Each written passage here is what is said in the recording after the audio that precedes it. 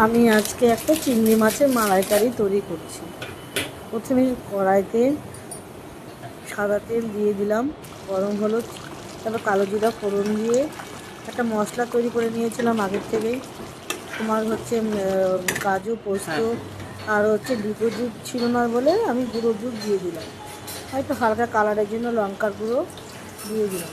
মশলাটা কষে কষে তারপরে একটু জল দিয়ে দিলাম। জল দিয়ে কিছুক্ষণ রাখতে হবে, ফুটবে।